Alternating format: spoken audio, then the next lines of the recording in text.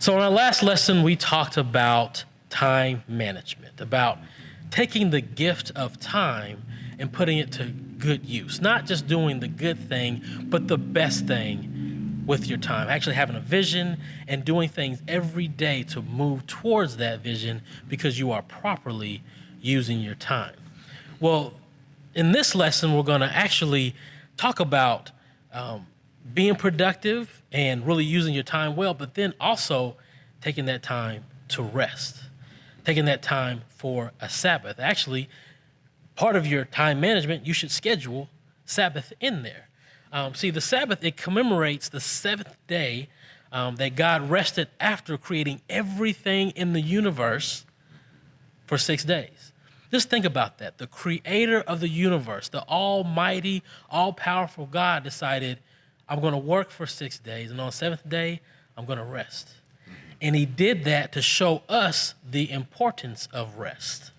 That's good. That's good. You know, when we think about the Sabbath, God, of course, is spirit, right? So God doesn't have a physical body that needs to sleep. In fact, that's the one of the great things about God is that even while we're sleeping, God is still up and awake. He never sleeps.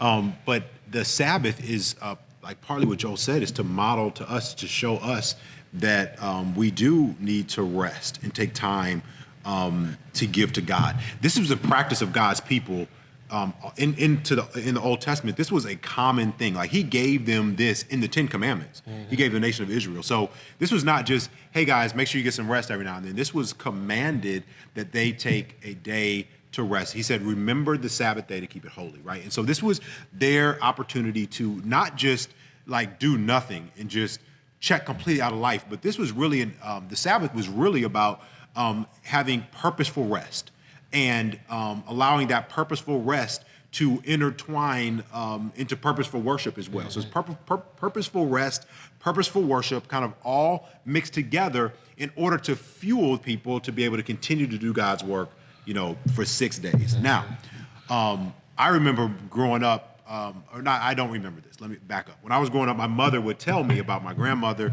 and how they wouldn't do anything on Sunday, which was kind of the Sabbath, because that was God's day. And so, yes, you go to church, there's like that worship element of Sabbath, but, you know, all the clothes were ironed on Saturday night, all the food was made on Saturday night, and all you're going to do is just kind of heat it up, and you're just going to rest and worship and rest, that combination. Even, it was so crazy in the scriptures that God did this thing, the ultimate rest, the ultimate Sabbath kind of thing. So what they did then, 7 is an important number, right? 7 is kind of like the day of rest, the seventh day. This day God rested. So you have what is called the year of Jubilee.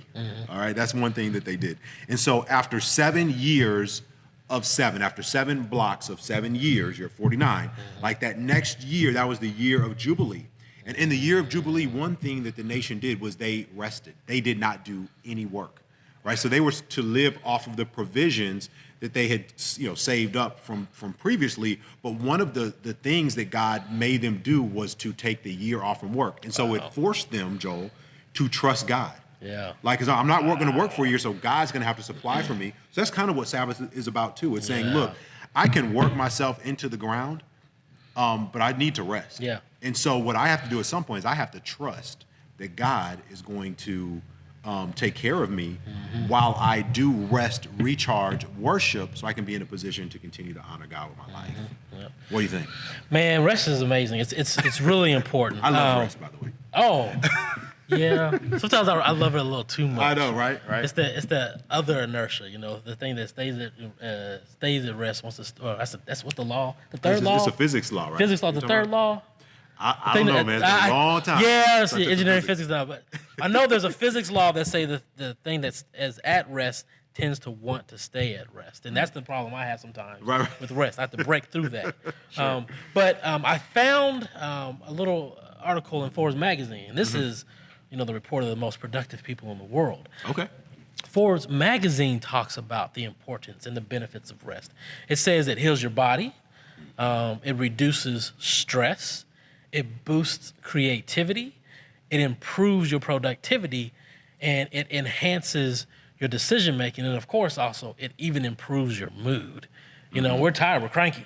Right. That's And, right. and you know, you might say some things you shouldn't have said. You might do some things you shouldn't have done. So rest is so important. My dad actually is always talking about rest because he tells me that, you know, if you're tired, you can make a really simple, quick, big mistake if you do that. So you need to be rested so that you can be 100% all in everything that you do.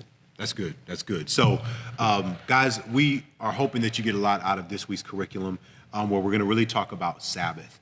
And as we talk about time management, we also have to talk about rest. And so that's what we'll talk about this week to make sure that we have understand what a healthy rhythm of Sabbath or Sabbath rest looks like for us and for you. God bless.